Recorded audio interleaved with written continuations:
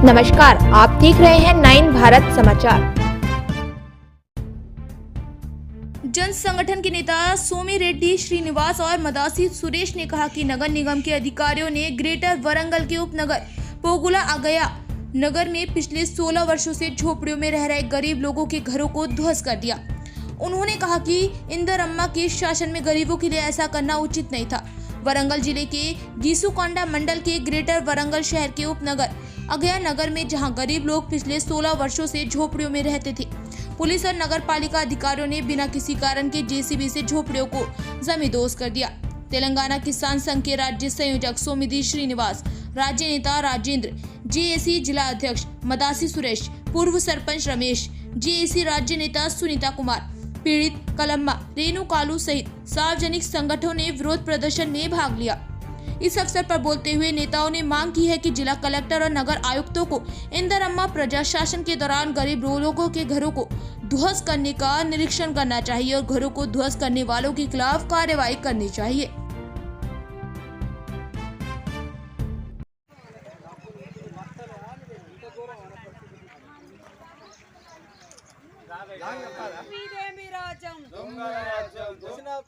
పేదల ఇందిరమ్మ ప్రభుత్వమా సిగ్గు సిగ్గు సిగ్గు సిగ్గు ఇదేమి రాజ్యం ఇదేమి రాజ్యం ప్రజా ప్రభుత్వంలో పేదల గుడిసెలు కూల్చివేయడం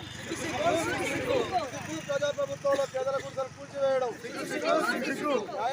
వాసుల ఐక్యత పేద గుడిసె వాసుల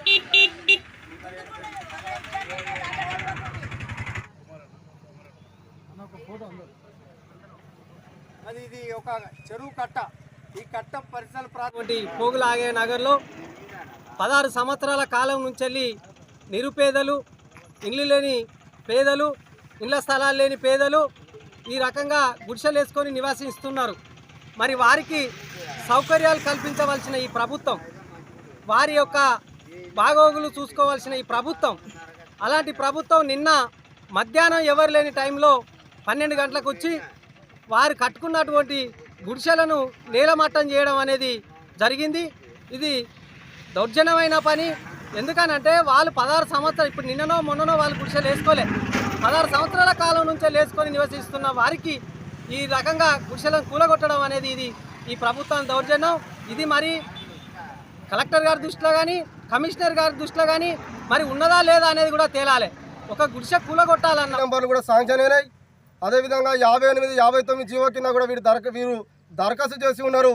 అయినప్పుడు కూడా ప్రభుత్వ అధికారులు మరి వీరికి పట్టాలు ఇవ్వకుండా కాలయాపన చేయడంతో పాటు పక్కనే విలువైనటువంటి భూములు ఉండడం వలన అక్కడ ఉన్నటువంటి భూ కబ్జాదారులు ఈ యొక్క గుడిసెవాసుల భూముల మీద కన్నేసి గుడిసెవాసులను నయాన భయాన బెదిరించి మరి ఈ అధికారుల మద్దతుతోని మరి గుడిసెలను నేలమట్టం చేసేటువంటి కార్యక్రమాలు శ్రీకారం చుట్టిలు.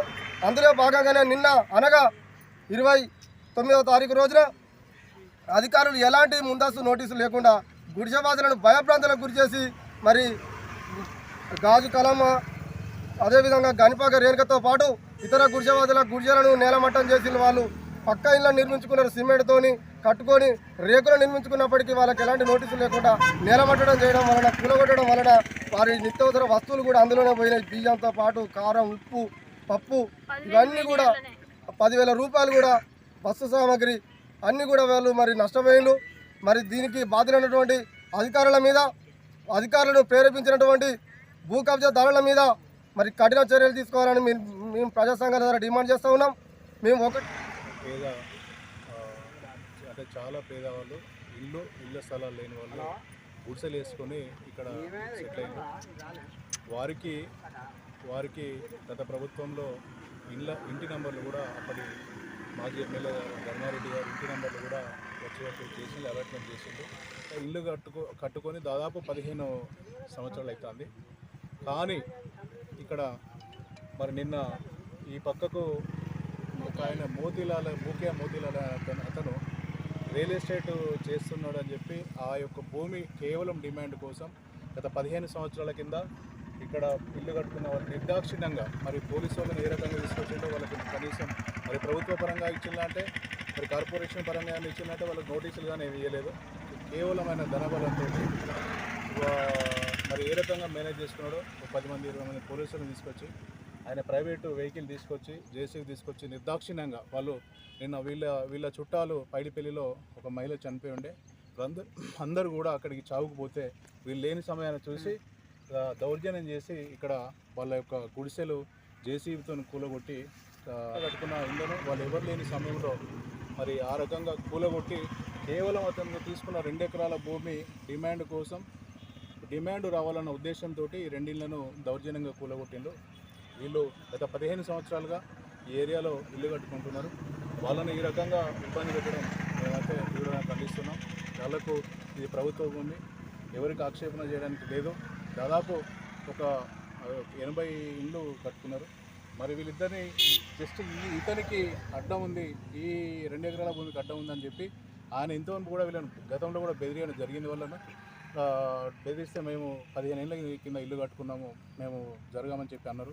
అతను వీళ్ళు లేని సమయాలు వచ్చి చూడండి మీరు కూలగొట్టి అన్యాయం చేసిండు. వాళ్ళకి ప్రభుత్వం తరఫున ఇక్కడున్న మరి ఎమ్మెల్యే గారు కానీ ఇక్కడున్న ప్రజాప్రతినిధులు కానీ మరి ప్రభుత్వం కానీ మరి న్యాయం చేయాలి. వాళ్ళని ఏ రకంగా అతను తీసుకొచ్చి దౌర్జన్యం చేసి నిర్దాక్షిణ్యంగా కూలగొట్టిందో సమానం చెప్పాలి. మరి దీనిపైన ప్రభుత్వం